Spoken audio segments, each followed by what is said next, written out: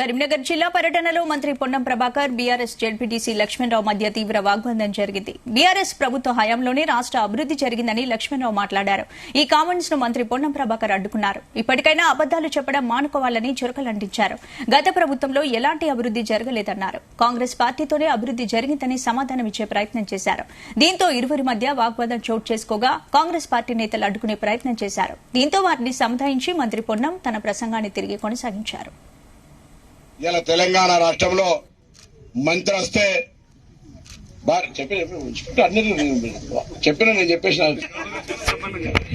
Debate కాదు నువ్వు ఊరికేది మరి నేను చెప్పిన స్పీకింగ్ నాకు తెలుసు చెప్పిన రిక్వెస్ట్ చేసిన ఊరికే. ఈరోజు ఈ కార్యక్రమం లోపల మీకు తెలుసు గతంలో మంత్రి వస్తే పోలీసు వాళ్ళు వచ్చి చుట్టూ అరెస్ట్ చేసే పరిస్థితి ఉంది. అలా నేను చెప్తా ఉన్నా ఎవరైనా ఏ పార్టీలైనా మాకు వచ్చి విజ్ఞాపన పత్రం ఇవ్వచ్చే సమస్య అటువంటి స్వేచ్ఛా వాతావరణం గల ప్రభుత్వం కాంగ్రెస్ ప్రభుత్వం వచ్చిందని చెప్తాను. గతం లోపల దుమాలకు పోలీస్ జీప్ వస్తే ఎవరి యువకులు ఈ ఊర్లో ఉండేటువంటి పరిస్థితి కాదు. తప్పకుండా కాంగ్రెస్ పార్టీ ఈ రోజు ప్రజాస్వామ్యానికి విలువనిచ్చే పార్టీగా మేము అధికారంలోకి రాగానే ముళ్ల కంచెలు తొలగించి దాని ప్రజావాణిగా మార్పాటు చేసినటువంటి ఘనత కాంగ్రెస్ పార్టీ. ఇవాళ కూడా 1,05,00,000 అప్లికేషన్ తీసుకున్నాం. ఎక్కడ కూడా ఇంకొక రూపాయి ఖర్చు కాని వారికి ఎక్కడ కూడా చిన్న ఇబ్బంది లేకుండా చేసినాం. గతంలో బీసీ బంధు పేరు మీద ఇతర బంధు మీద అప్లికేషన్ పెట్టడానికి ఒక్కొక్కరికి ఎంత ఖర్చు అయితే ఖర్చు 150, 200, 300 రూపాయల ఖర్చు అవుతుండే.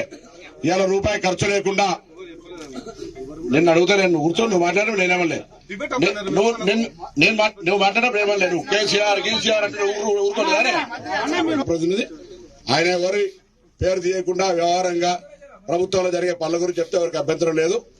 దానికి సంబంధించి అట్టుగానే చర్చ జరిగితే చర్చ వస్తుంది. తీయకుండా మంచిగా అందరికి స్వాగతం చెప్పి అందరం కార్యక్రమం ప్రభుత్వంలో ఎవరున్నా పోతున్నాం అంటే వ్యవస్థ నడుస్తుంది. ఇవ్వడు పర్మనెంట్ కాదు. కానీ దిగిపోగానే అసహనంగా బట్టలు ఇస్తా ఓడుకుంటాడు. బట్టలు ఇస్తా అట్లా కాదు. కాబట్టి మళ్ళీ చెప్తాను ఇలా మీరెవరే మాట్లాడగలరు నేనే మాట్లాడ